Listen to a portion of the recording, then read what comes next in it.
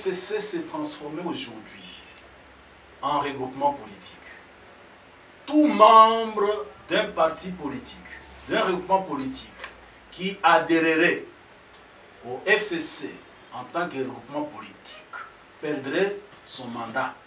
On sait que ce monsieur, cette dame, aura quitté le parti politique, le regroupement politique dans le cadre duquel il a obtenu le mandat. Je pense que le FCC devrait, le membre du FCC devrait être très regardant sur la notion de perte de mandat. À l'issue de consultation, un informateur sera désigné. Et cet informateur aura pour mission d'identifier une coalition majoritaire au sein du Parlement. Et les partis politiques qui n'ont rien à voir avec le FCC, parce que le FCC n'est pas un groupement politique qui aurait présenté des candidats aux élections. On quitte sans sanction, on quitte le FCC sans perdre le mandat. Et les gens vont se faire identifier pour dire nous voulons travailler avec le président de la République.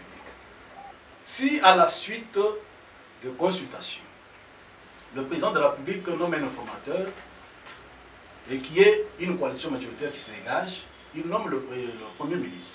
Là, le problème ne se pose pas.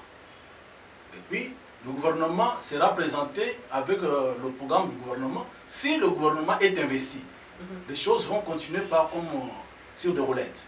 Mais s'il arrivait que le programme du gouvernement ne soit pas approuvé par l'Assemblée nationale, le problème commencera par là. Il viendra un deuxième tour où le chef d'État peut désigner notre Premier ministre, de son obédience, de sa vision. Deuxième fois, ce deuxième Premier ministre ou le même Premier ministre réforme le gouvernement et se présente devant l'Assemblée nationale qui, pour la deuxième fois, refuse d'adopter le programme de gouvernement et d'investir le dit gouvernement. Cette deuxième fois va amener le président de la République à constater qu'il y a effectivement crise persistante entre l'Assemblée nationale et le gouvernement que lui a nommé. Et là, nous sommes dans les conditions de dissolution de l'Assemblée nationale.